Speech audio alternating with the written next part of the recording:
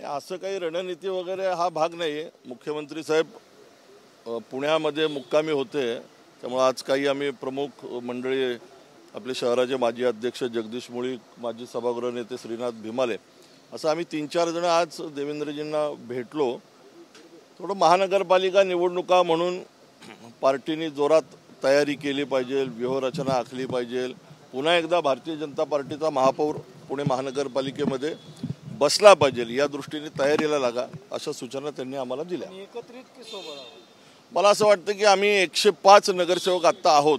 या 105 जागा निवडून येणं ही आमची प्राथमिक तयारी आहे आणि याच्या संदर्भातला जो काही निर्णय आहे तो प्रदेश स्तरावरती सर्व वरिष्ठ नेते घेतील. पण आता आम्ही भारतीय जनता पार्टी म्हणून आमचे ज्या ज्या भागात नगरसेवक आहेत त्या जागा पुन्हा निवडून येण्याच्या दृष्टीने आम्ही तयारीला लागलेलो आहोत. काही थोड्या मतांनी देखील पडलेले असतील किंवा आणखी इच्छुक असतील तर भारतीय जनता पार्टी किती जागा लढवणार? नाही, यातला फॉर्म्युला हा प्रदेश स्तरावरती ठरेल. परंतु आत्ता आपण म्हणताय ते खरे की काही नगरसेवक आमचे अगदी कमी अधिक फरकाने पडलेले आहेत. त्याही जागांवरती आम्ही कशी तयारी करता येईल, मतांचं गणित कशी जुळवाजुळव करता येईल याची रचना करत आहोत. परंतु जे नगरसेवक मागच्या 2017च्या निवडणुकीमध्ये विजयी झाले त्या सर्व जागा पुन्हा निवडून येतील या दृष्टीने आम्ही तयारीला लागलो. तयारी ठेवली तुम्ही स्वबळाची? नाही, स्वबळावरती आणि युतीत हा निर्णय हा प्रदेश स्तरावरती होणार आहे. आम्ही भारतीय जनता पार्टी पुणे शहर म्हणून तयारीला लागलेलो आहोत.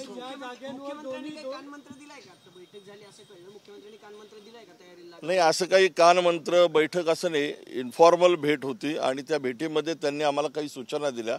मला असं वाटतं की एवढं पुरेसं आहे.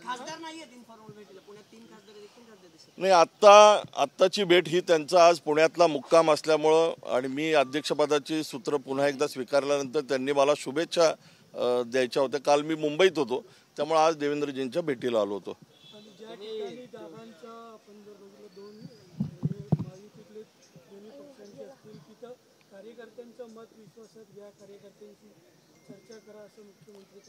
नाही, निश्चित खाली चर्चा करूनच प्रदेश स्तरावरती ती चर्चा काय होती ती आम्ही पाठवू आणि प्रदेश या विषयातला अंतिम निर्णय करेल.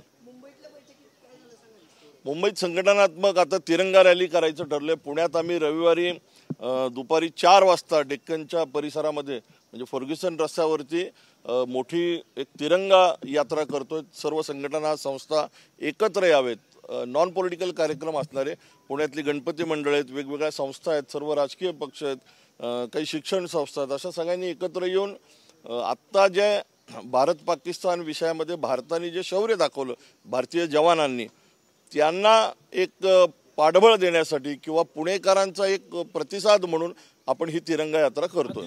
भाजपची ताकद पुण्यात मोठी आहे. भविष्यात जर महायुती म्हणून एकत्र झाला नाही तर स्वबळावर लढायची तयारी तुमची झाली का? आम्ही आता आपल्याला सांगितल्याप्रमाणे जे नगरसेवक मागच्या निवडणुकीमध्ये निवडून आले त्या सर्व जागांवरती आता आम्ही आमचे उमेदवार ठरतील, आम्ही निवडून कसे आणायचे याची व्यूहरचना ठरेल. 105 नगरसेवक आहेच आहेत ना आत्ताकडं. 3 वर्ष निवडणुका नसल्यामुळं हे सगळं थांबलं होतं. परंतु आता कोर्टाने निर्णय दिला, आम्ही तयारीला लागलोय, पक्षाने आम्हाला आदेश दिलेला आहे. मी एक कार्यकर्ताच आहे, माझं जे मत आहे तेच कार्यकर्त्यांचं मत आहे. आम्ही तयारीला लागलेलो आहोत. तुमचं काय मत आहे स्वबळावर की काय? नाही, आता अध्यक्षांनी सांगितल्याप्रमाणे मला वाटतं राज्यस्तरीयवरती तो निर्णय होईल. पण आमचे जे नगरसेवक आहेत 105 ते आम्ही लढणारच आहोत स्वबळा आणि अशात कुठं आम्हाला वादत न पडता महापौर महापालिकेमध्ये भारतीय जनता पार्टीचं होणार ह्यासाठीचा आमचा हा प्रयत्न असणार आहे. त्यामुळे आम्ही त्यावेळेची स्ट्रॅटेजी असणार आहे. पण आता 105 आणि मला वाटतं भारतीय जनता पार्टीची स्ट्रॅटेजी जी राज्याची आहे त्याप्रमाणे आम्ही काम करणार आहोत. अध्यक्ष 105 म्हणताय, मित्र पक्षाची सत्ता आहे, रोज सगळे नेते एकत्र बसतायत. तुम्ही पुण्यात असं काही मित्र पक्षासोबत लढायचा विचारही करत नाही? एकत्र बसणार आहे तुम्ही सातत्याने 105 तुमच्या प्रतिक्रियातून येतंय. बाकी नगरसेवकांना तुम्ही घेणार नाहीत का? मग महायुती म्हणून नाही, आम्ही जे बरोबर येतील त्यांना घ्यावं हीच हे आमचं धोरण आहे. परंतु आत्ता आमच्याकडे जे कार्यकर्ते मागच्या पंचवार्षिकला नगरसेवक म्हणून निवडून आले, जे त्या प्रभागामध्ये ज्यांनी 5 वर्ष चांगलं काम केलंय, असे हे सगळे नगरसेवक ज्यांनी विधानसभेत लोकसभेमध्ये चांगला परफॉर्मन्स केला. त्यामुळे स्वाभाविक या सगळ्यांना पुन्हा एकदा निवडून आणणं या जागांवरती ही आमची भूमिका आहे. आम्ही प्रदेश स्तरावरती याची चर्चा करू.